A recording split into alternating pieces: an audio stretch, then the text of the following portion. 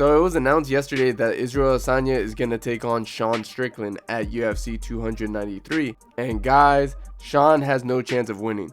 But I'll get back to that. I just want to say that don't forget to bring your popcorn because the press conference is going to get wild. If you guys don't remember, these two guys went back and forth at UFC 276. Roll the footage. That man was the one that slept that man, so, you know. On your ass, the f you do? Listen, bro, you're going to break a nail. Calm down. I'll break your face. Yeah. I'll break your fucking face. Hey, I'll break my nail in your get face. This man. Alex, get this. Hey, man, you better. Hey, Izzy, why don't you tell me what not to do? It was so bad that the UFC edited out of their highlight video because Strickland said homophobic remarks.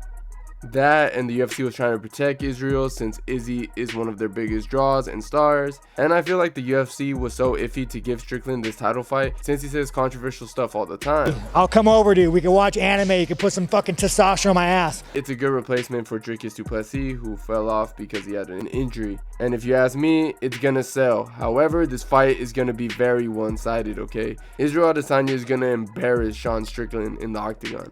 Like, it's probably not gonna go past 2 rounds. It's a terrible matchup for Strickland since Strickland doesn't really check leg kicks, and it's Izzy's bread and butter for those leg kicks.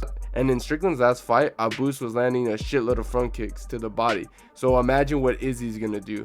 The problem with Strickland is that he's very flat-footed. In fact, he keeps a central line with his chin high and directly opposes his opponent. And yes, this tactic works on some fighters, but it's not very effective against the elite strikers like Israel Adesanya and Alex Pereira. And Poatan already exposed this. And I'm telling you guys right now, it's gonna be Izzy's best performance to date. It's going to look more dominant than the Paulo Costa performance he had years ago.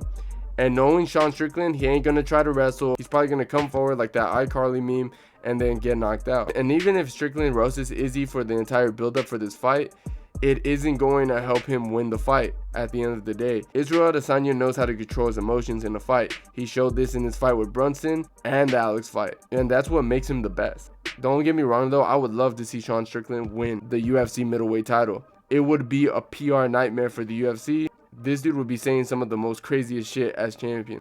The UFC would go mental since the UFC has a deal with ESPN.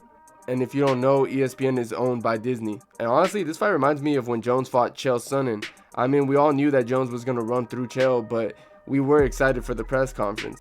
Anyways, guys, those are my thoughts. And if you enjoyed the video, please leave a like. And if you haven't subscribed to the channel already, I don't know what you guys are waiting for. And I'll see you guys on my next one.